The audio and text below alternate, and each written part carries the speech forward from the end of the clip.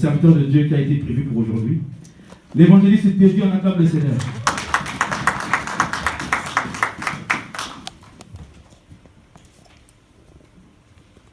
Alléluia. Alléluia. Je disais Alléluia. Faites-moi un signe de la main partout où vous trouvez. Alléluia. Est-ce qu'il y a la joie? Fais-moi un signe de la main partout où tu te trouves. Amen. Nous avons passé un bon moment dans la présence du Seigneur. Le Seigneur a parlé à son peuple. Le Seigneur nous a conduits ce matin à sa table en parlant à son peuple. Alléluia. Nous avons écouté la parole du Seigneur. Le Seigneur, lorsqu'il nous réunit, c'est pour nous donner une direction. Il veut toujours nous parler. C'est pourquoi on dit que le commencement était la parole. La parole était avec Dieu. La parole est venue parmi les siens. C'est que la parole du Seigneur demeure à jamais. Le Seigneur ne nous guérit que par la parole. Il ne nous parle que par la parole. Le langage de Dieu avec les humains, c'est la parole. Amen. La parole s'est faite chair. Cette parole est qui? Jésus. Alléluia.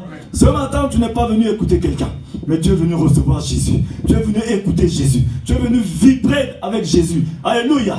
Qui est prêt pour vibrer avec Jésus ce matin? Amen. Qui est prêt pour recevoir quelque chose du Seigneur ce matin? Alléluia. Nous allons nous tenir debout et prier. Amen. C'est lui le maître d'œuvre. Nous ne pouvons rien faire sans lui. Tout ce que nous voulons faire, nous devons toujours lui remettre. Amen. Nous devons toujours demander à son esprit de nous conduire. Alléluia. Parce que lorsque nous faisons les choses du Seigneur sans le Seigneur, nous sommes en train de faire les choses du Seigneur contre le Seigneur. Amen. Nous devons toujours dire, Seigneur, permets de nous en approcher. Permets de nous approcher de la table sainte.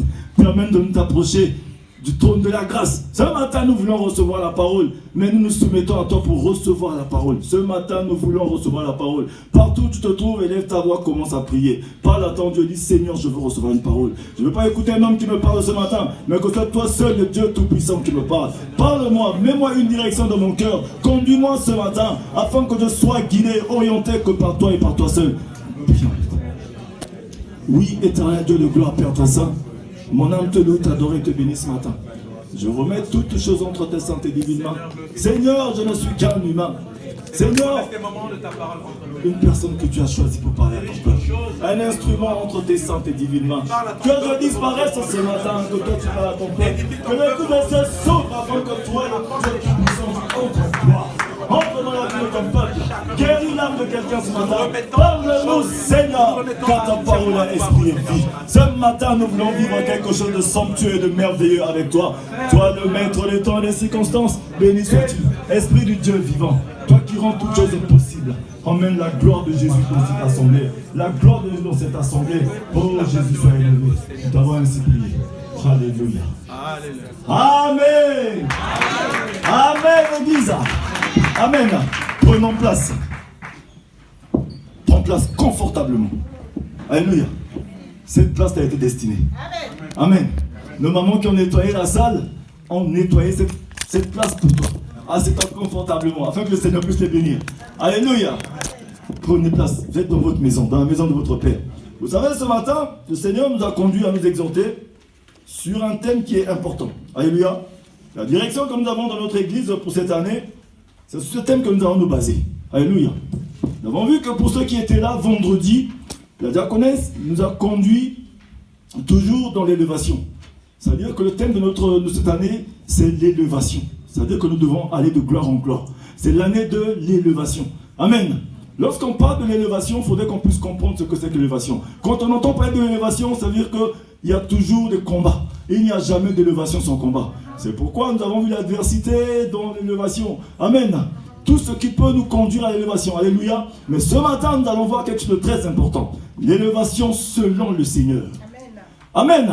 Nous allons voir ce que c'est que l'élévation selon le Seigneur. Vous savez que la parole de Dieu nous dit, par faute de connaissance, le peuple de Dieu périt. C'est pourquoi ce matin, alléluia, nous allons comprendre d'abord qu'est-ce que c'est que l'élévation. Amen.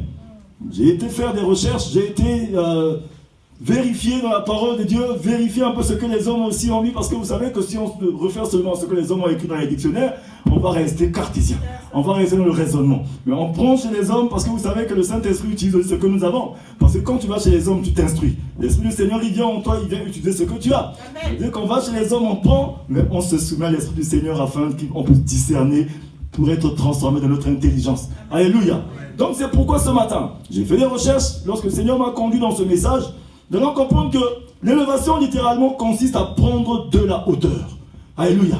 Quand on parle d'élévation, ça consiste à prendre de la hauteur. Lorsque quelqu'un prend de la hauteur, il est élevé, il monte. Alléluia. De la valeur. Amen. Quelqu'un prend de la hauteur, il prend de la valeur. Être placé au-dessus d'un lot, c'est-à-dire qu'il se place au-dessus de la mêlée. C'est ça, élévation, c'est-à-dire être élevé. Amen. D'un groupe ou d'une situation. Lorsqu'on est au-dessus de la mêlée, au-dessus d'un lot, au-dessus d'une situation, on est élevé, on a de la valeur, on est glorifié. Amen. N'est-ce pas, lorsque la gloire de Dieu arrive, c'est pour t'élever. C'est pour que tu puisses briller. C'est pour que tu ne puisses plus être la même personne. C'est pour que tu puisses être différent. Amen. L'élévation nous conduit dans ce sens. Mais l'être humain peut être aussi élevé au travers de beaucoup de choses. Amen. Au travers de ses possessions, sa position sociale ou au travers de son caractère. Amen. L'être humain peut être élevé au travers de sa position sociale. Je vais m'expliquer. Nous allons voir que dans ce monde, il y a certaines personnes qui n'ont pas fait d'efforts pour réussir. Ils sont nés dans une famille riche. Ils sont nés dans la royauté. Ils sont nés, leur papa était ministre. Ils n'ont rien fait, ils n'ont pas voulu être dans la famille des ministres. Ils sont nés, leur papa était chef d'État. Amen. Ça veut dire qu'ils sont nés déjà élevés. Amen. Il y a certaines personnes, ils sont nés, nous allons parler, je vais essayer de parler un peu du cas de Trump. Donald Trump est né dans une famille, son papa était millionnaire. Donc lui déjà à la base il est millionnaire. Et après il fait ses affaires, il devient milliardaire. Il n'a jamais connu la bassesse. Amen. Il y a certaines personnes qui sont nées comme ça. Ils n'ont pas fait d'efforts pour réussir parce qu'ils sont nés dans la réussite. Alléluia. Ça veut dire que ce genre de personnes, ils ont réussi dans la vie, mais peut-être qu'ils n'ont pas réussi leur vie. Parce qu'il y a une différence entre réussir dans la vie et ne pas réussir sa vie. Alléluia. C'est ce que nous allons comprendre. Amen. Nous allons voir que maintenant, lorsqu'on grandit dans un rang social et qu'on est élevé, étant né, ça veut dire qu'on n'a pas fait d'effort. On n'a pas fait d'effort pour réussir, pour être élevé. À ce moment-là, vous voyez, maintenant pour rester dans ce niveau, pour gagner l'estime des gens avec qui peut-être on est né, de notre génération, des gens qui nous voient peut-être nés dans un rang social, dans la royauté, pour gagner leur estime maintenant, ça dépend de notre démarche, de notre mode de vie maintenant. Alléluia. Ça veut dire qu'on peut être élevé en flèche, mais maintenant la constance rester à ce niveau. C'est pourquoi nous sommes en train de voir l'élévation selon le Seigneur. Aujourd'hui, toi qui te trouves ici, tu n'as pas fait d'effort pour devenir enfant de Dieu. Amen. Alléluia. Amen. Mais pour rester enfant de Dieu maintenant, c'est là le problème. Alléluia. Amen. Maintenant, pour rester enfant de Dieu, c'est là le problème. On n'a pas fait d'effort pour devenir enfant de Dieu. Il suffit de croire. Il a dit, c'est en croyant du cœur qu'on parvient à la justice. En confessant de la bouche, on parvient au salut. Mais maintenant, pour garder le salut, il faut marcher vers le salut. C'est le combat de tous les jours. C'est là où intervient ce que Jacques Fonck a dit, la foi. Sans la foi, nul n'est agréable à Dieu. Le diable, il connaît ça. Le diable n'a jamais cherché à combattre l'onction. Parce qu'il sait que l'onction n'est pas la condition pour aller au ciel. Tu peux avoir toute l'onction que tu veux, à la fin, Jésus se met à la porte. Oh, je te connais pas. Toi, tu n'as pas fait la volonté de mon père. Il te vire comme un portier qui se met devant la boîte de nuit. Toi, tu es mal habillé. Non, tu n'es pas pauvre, elle sort. Quitte. Laisse les gens bien entrer. Amen. Alléluia.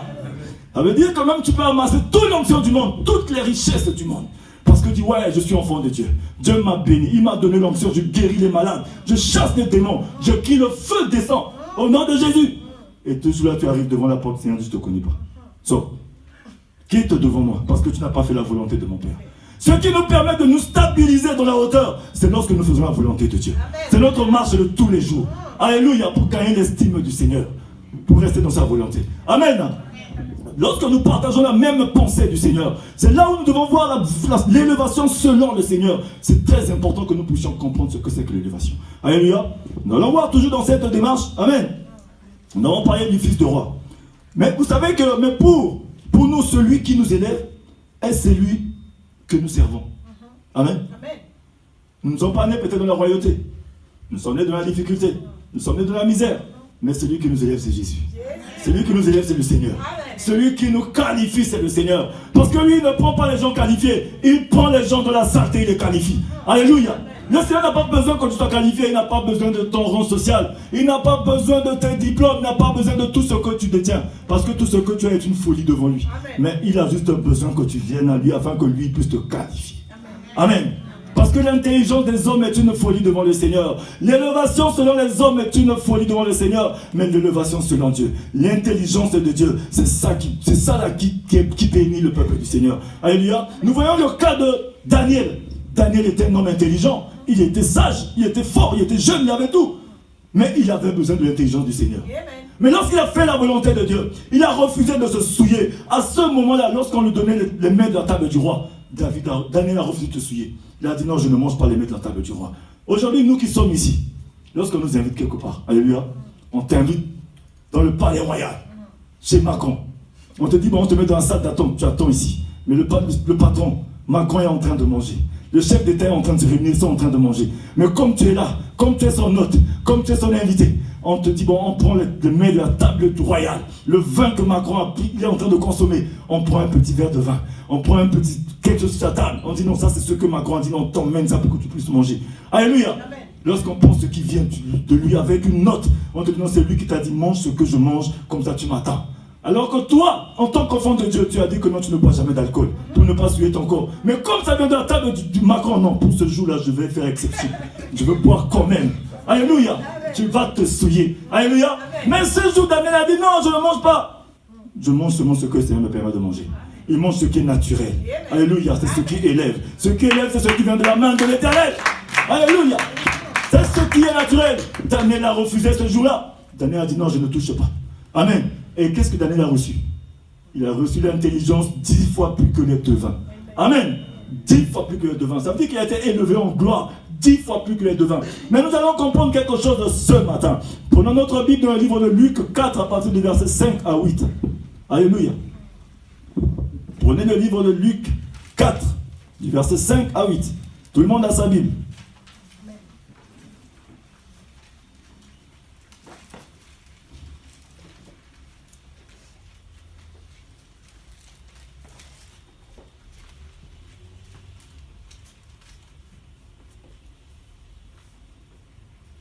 Luc 4, verset 5 à 8, le diacre Franck va nous lire la parole du Seigneur.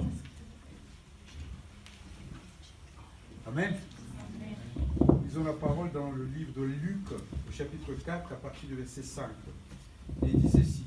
Le diable l'ayant élevé, lui montra un instant tous les royaumes de la terre, et lui dit, je te donnerai toute cette puissance et la gloire de ces royaumes, car elle m'a été donnée, et je te la donne, et je la donne à qui je veux. Si donc tu te prosternes devant moi, elle sera toute à toi. Jésus lui répondit, il est écrit, tu adoreras le Seigneur, ton Dieu, et tu le serviras lui seul. Parole du Seigneur. Prenons place. Amen. Le thème de notre message, c'est l'élévation selon le Seigneur. Nous allons comprendre, parce que si on dit que l'élévation selon le Seigneur, ça veut dire que selon le monde aussi à l'élévation. Selon le diable aussi à l'élévation. Mais nous allons comprendre l'élévation selon le Seigneur. La parole de Dieu va en train de nous montrer comment l'être humain cherche l'élévation. Nous tous qui sommes ici, à un moment donné de notre vie, nous avons tous été dans des situations difficiles. Amen. Même ce matin, je sais qu'il y a certaines personnes qui sont en train de grincer des dents là où ils sont là. Alléluia. Parce que celui qui dit qu'il n'a pas de soucis, qu'il n'a pas de problème, peut-être que je suis en train de mentir. Amen. On a tous un petit souci quelque part. Mais comme on sait que Jésus-Christ est le maître des temps des circonstances et il gagne toujours, on s'assoit confortablement parce que lui, notre Rédempteur se lève toujours pour nous. Alléluia. Mais nous allons comprendre une chose.